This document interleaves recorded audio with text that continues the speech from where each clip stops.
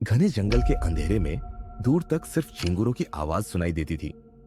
पुष्पा अपने घुट के साथ जंगल के उस हिस्से में आया था जिसे लोग मृत्यु का वन कहते थे।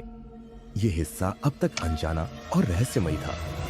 उसके आदमी भारी मन से उसका साथ दे रहे थे, क्योंकि वहां के पेड़ों और वातावरण में एक अजीब सा डरावना सन्नाटा था।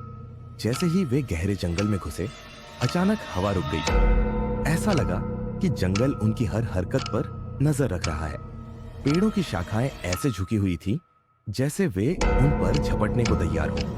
भैया, लगता है ये जगह अपशगुन वाली है, यहाँ से वापस चलते हैं, उसका साथी मंगल डरते हुए बोला। पुष्पा ने उसे डांटते हुए कहा, डर कर काम छोड़ने वाले पुष्पा के साथ नहीं चलते। जो डर गया वो मर गया। जैसे ही उन्होंने काम शुरू किया, जंगल में से बच्चों की हंसी की आवाजें आने लगी। सबने चौंक कर इधर उधर देखा, लेकिन वहां कोई नहीं था। आवाजें पास आती जा रही थी। अचानक मंगल के कंधे पर एक ठंडा हाथ महसूस हुआ। वो पीछे मुड़ा, लेकिन वहां कोई नहीं था। उसकी चीख निकल गई। यहाँ कुछ है भैया, मंगल ने घबराते हुए कहा। पुष्पा ने कुल्हाड़ी संभाली और तेज आवाज में चिल्लाया, जो भी है सामने आ। तभी सफेद साड़ी में लिपटी एक औरत बाल खुले हुए झाड़ियों के पीछे से निकली। उसके नाखून लंबे और आंखें जलती हुई लाल थी। वह धीमी आवाज में बोली, यह जंगल हमारा है, यहाँ से जाओ वरना तुम्हारी आत्मा यही कैद हो जाएगी।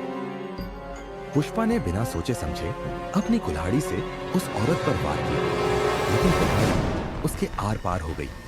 वह गायब हो गई और चारों तरफ से डरावनी आवाजें आने लगी। अब उसके गुट के आदमी चीखते हुए भागने लगे। कुछ पेड़ों की जड़ों में फंस गए तो कुछ दलदल में।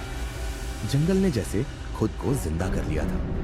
पुष्पा ने अपनी पूरी ताकत से बचने की कोशिश की। तभी उसके सामने उसके पुराने दुश्मन जॉली रेड्डी का भूत खड़ा हो गया। पुष्पा, तूने मुझे मारा, अब इस जंगल में तुझे न्याय मिलेगा। जंगल की शाखाओं ने पुष्पा को जकड़ लिया। वह चिल्लाया। पुष्पा नाम सुनकर डरने वाले बहुत आए, लेकिन पुष्पा कभी डरता नहीं। पर इस बार जंगल ज्यादा ताकतवर था। शाखाओं ने उसे घसीटकर जमीन के अंदर खींच लिया। पुष्पा का गुस्सा और चिल्लाहट हवा में गूंज उठी और फिर सब शांत हो गया। सुबह के वक्त गांव वालों ने जंगल के बाहर पुष्पा की कुल्हाड़ी पड़ी पाई।